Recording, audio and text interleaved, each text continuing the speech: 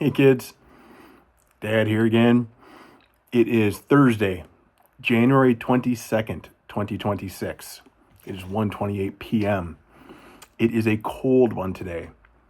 Well, technically today it's around 10 or 15 degrees here, but tomorrow is supposed to be like one of the coldest days in a long, long time. So if you want to know what day Dad made this video on, just think back to that day in 2026 when it was colder than a witch's booty. They're saying trees might explode, so that could be fun. We got a exploding tree warning currently. So keep an eye in the backyard, see if any of the trees suddenly explode. But today I want to talk about a little bit about the news. And really, Kavanaugh, this message is really directed for you, I think. You know, being in 6th grade, I think this is probably more applicable to you than the twins who are still in 4th right now. I know when I was a kid, I watched the news a lot. And then in college, I studied politics. I got a bachelor's degree and a master's degree in politics. So by the time I was in college, I was watching the news a lot. And that carried on into my adult years. And you could pretty much, there wasn't a news story that was out there that I wasn't familiar with. Because I'd watch it on TV, and then I'd look it up on my phone. And anytime something happened in the world, I would get a little alert on my phone.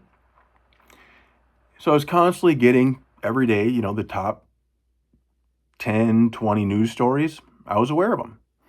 And I'd spend my evening casual time even looking into the news to read deeper into the stories. To looking up those stories that don't make the TV. The ones that, I don't know, don't make you don't see them talked about on YouTube. But you can find them on credible sources. They're kind of the stuff that's in the back pages of the newspaper, if you guys remember what a newspaper is. I did that a lot. And I came to realize when, it's probably almost about 10 years ago now, came to realize that the news is designed in a way to make me scared. The people who make the news, they're not trying to tell me what's going on in the world.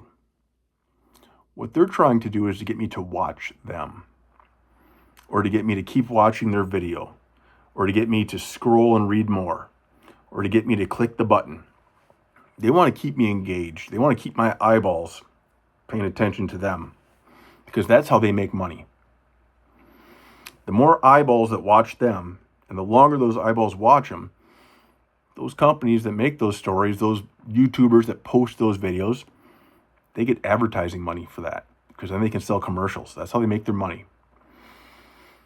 So when you think about it, when you watch the news, their goal is not to tell you everything that's going on in the world.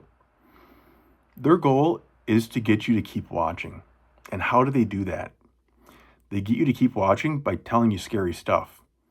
Because it's been studied. If the news just told you all the good things happening in the world today, people wouldn't watch. Not as much and not as many. But when they tell you scary stuff, like, oh, the world's going to end tomorrow. Oh, there's bad people out there. Oh, look at this criminal, this murderer. Oh, this country is attacking that country. When they tell you things that make you feel scared, that's how they keep you tuned in. So they have a bias, a fear bias. And I can tell you guys, tell you Cav at least, that when I was watching the news, I was scared of so many things. I had so much stress and anxiety because of things going on in Ukraine, the other side of the world, because of things like global warming, because of politics, Joe Biden versus Donald Trump, and all the people who get really argumentative and say, oh, Trump's a Nazi and Biden's a socialist, and all the people who get really start calling each other bad names and think the other side's evil. All those kinds of stories. All that stuff was doing was making me stressed out, making me feel scared, making me feel afraid, making me feel like, oh no, something's going to happen that's going to hurt me or my family. And what I've done increasingly, and I really did it hardcore about 2 years ago, I went all in on it. But in 2016, I deleted my social media, my Facebook, like Instagram, all those different kinds of things that people, the Snapchats, the TikToks, all that stuff. I deleted it all in 2016. It's hard to find me on the internet as a result. But because of that, I don't have to see that stuff on the internet. Those people posting, oh, this is going to kill you. Oh, that's going to kill you. I don't have to see that. That's been good for me. And then in the past about 2 years, I stopped watching the news, stopped watching the national news, because I realized that by watching it, I can't do a thing about it. Oh no, there's a big hurricane coming to Florida. What am I supposed to do about it? Oh no, who's going to be the next president? Or, oh no, the president's going to do this or that. Well, what can I do about it? Does it really affect me? Can I control it? Or is it one of those things, kind of like gravity, right? I can't do anything about gravity. I can't control it. I can't change it. Gravity is what it is. It's just going to be there. It's just going to exist. It's going to do its own thing, whether I like it or not. So the news is kind of like gravity to me. It's there. It exists. Nothing I can do about it. So why worry about it? Why spend all that much time and energy paying attention to it?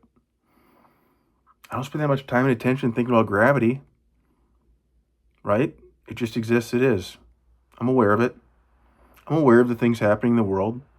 I'm aware of the news stories, but I don't focus on it to a point where I let it worry me. Instead, what I've come to appreciate, what I focus on, is about 6 feet 4 inches in every direction of me, because this is what I can control. If you measure fingertip to fingertip, my wingspan, 6 feet 4 inches. I'm 6 feet 2 inches tall. That is about the extent of things I can control. So I try and focus my energy on what is in my control. The local news, I do like a little bit more. I'll watch the local news routinely, the Minnesota news, because that's at least stuff going on in our state. That can have stuff going on in our city. That'll tell me the weather coming up. It'll tell me that we got an exploding tree warning. It'll tell me that there's a concert down at the Excel Center this weekend. It'll tell me what the Timberwolves and Vikings did last week.